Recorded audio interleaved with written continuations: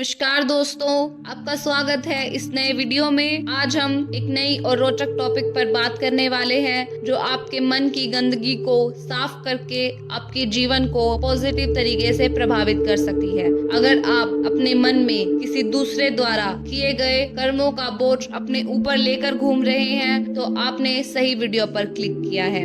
अगर आप अपने मन में आने वाले गंदे विचारों से छुटकारा पाने के लिए कड़ी मेहनत कर रहे हैं तो इस वीडियो को ध्यान से देखें। हम इस वीडियो में एक ऐसी अनसुनी कहानी को शेयर करेंगे जो आपके मन की गंदगी को साफ करके नया रास्ता दिखाएगी और आपको आगे बढ़ने के लिए प्रेरित करेगी। तो बिना किसी देरी के इस मोटिवेशनल जर्नी की शुरुआत करते हैं और इस यात्रा में हम साथ हैं तो सब कुछ तैयार है एक नए आरंभ के लिए। अब भी कुछ समझ में नहीं आया है तो पूरी वीडियो देखने के बाद कमेंट में जरूर बताएं इस वीडियो में आपको सबसे अच्छा क्या लगा। कहानी थोड़ी पुरानी जरूर है पर इसकी आत्मा आज भी बिल्कुल ताजा है। बुद्ध के दो शिष्य पास के गांव में भिक्षा लेकर वापस आश्रम की ओर लौट रहे थे। एक बूढ़ा भिक्षु था जिसे संन्यास लिए काफी अरसा हो चुका था। दूसरा भिक्षु जवान था जिसने हाल ही में संन्यास लिया था। दोनों शांत भाव से अपने रास्ते पर चलते जा रहे थे।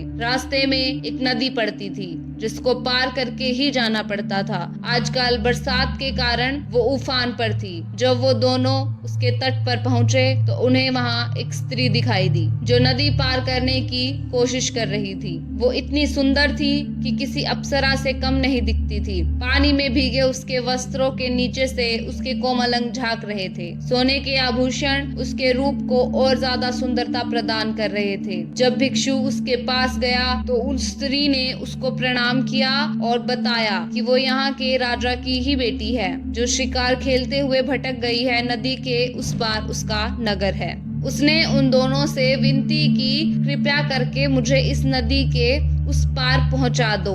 नदी का वेग इतना ज्यादा है कि मैं अपने शरीर को संभाल नहीं पा रही हूँ। दोनों भिक्षुओं ने नदी की ओर देखा।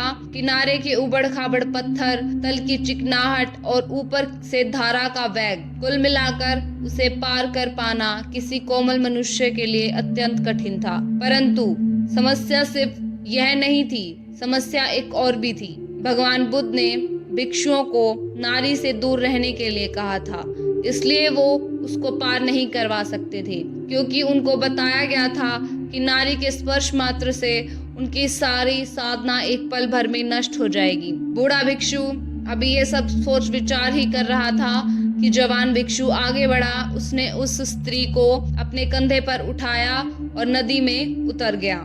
बूढ़ा भिक्षु यह सब देखकर हक्का बक्का रह गया। वो भी उससे आश्चर्य से देखता हुआ पीछे पीछे नदी पार करने लगा। युवा भिक्षु दूसरे किनारे पर पहुंच गया। उसने स्त्री को अपने कंधे से उतारा और उसे विदा दी। वह स्त्री भी उनको प्रणाम करके चली गई। जवान भिक्षु शांत भाव से आश्रम की ओर बढ़ने लगा। उसके पीछे पीछे ही बूढ़ा भिक्षु भी तट पर पहुंचा। पहुंचते ही उसने युवा सन्यासी को उपेक्षा के भाव से देखा। बूढ़े भिक्षु की आंखों में क्रोध और दुर्भावना थी। उसने युवा भिक्षु की तरफ मुंह फेरा और शीघ्रता से मठ की ओर पांव बढ़ाने लगा। आवेग में चलते चलते वह विचार कर रहा था कि देखो, एक हम हैं जिन्होंने इतने साल तक अपने ऊपर किसी स्त्री की परछाई तक नहीं पड़ने दी, और एक ये है आजकल के युवा सन्यासी। स्त्री की छाया तो दूर, उसे स्पर्श भी किया और सिर्फ स्पर्श ही नहीं, उसे कंधे पर भी उठा लिया।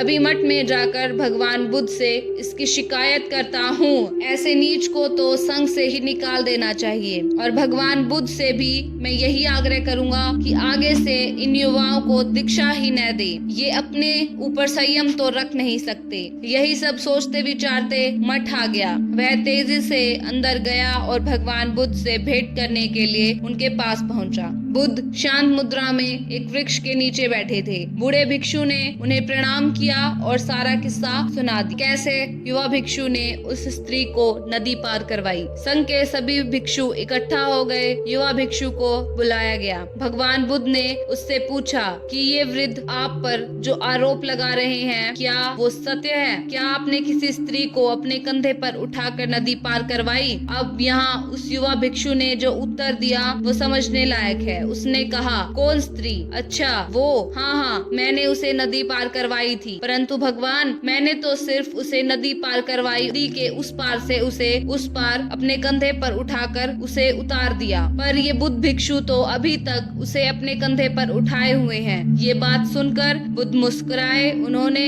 युवा भिक्षु को आशीष दी और कहा कि सच में किसी कार्य में शारीरिक गतिविधि से कहीं अधिक प्रभावी मानसिक गतिविधि होती है। युवा भिक्षु ने परोपकार की भावना से उस स्त्री को उठाया, इसलिए उसका मन दूषित नहीं हुआ, जबकि बूढ़े भिक्षु का मन द्वेष भाव से भर गया और वे अब तक अशांत हैं। यह सुनकर बुद्ध भिक्षुक महात्मा बुद्ध के चरणों में गिर गया और अपनी गलती के लिए क्षमा याचना करने लगा। तब महात्मा बुद्ध ने कहा कि सारी बात मन की है, अंदर की है। युवा भिक्षु उस स्त्री को कंधे पर उठाकर भी उससे मुक्त रहे और बूढ़ा भिक्षु उस स्त्री का स्पर्श किए बगैर भी उससे बंध गया। उम्मीद है आपको ये बात समझ में आ गई होगी। अक्सर हमें अच्छा व्यवहार करने की शिक्षा दी जाती है, जबकि आपका मानसिक आचरण अधिक महत्व रखता है। अगर आपको यह कहानी अच्छी लगी हो तो लाइक करें, शेयर करें और कमेंट करके बताएं कि इस कहानी में आपको सबसे अच्छा क्या लगा। और इस तरह की शिक्षाप्रद कहानियों के लिए हमारे चैनल को सब्सक्राइब करें। आज की वीडियो में बस इतना ही। जल्द ही मिलेंगे किसी दूसरे वीडियो में। तब तक के लिए नमो बुद्धाय, जय श्री राम।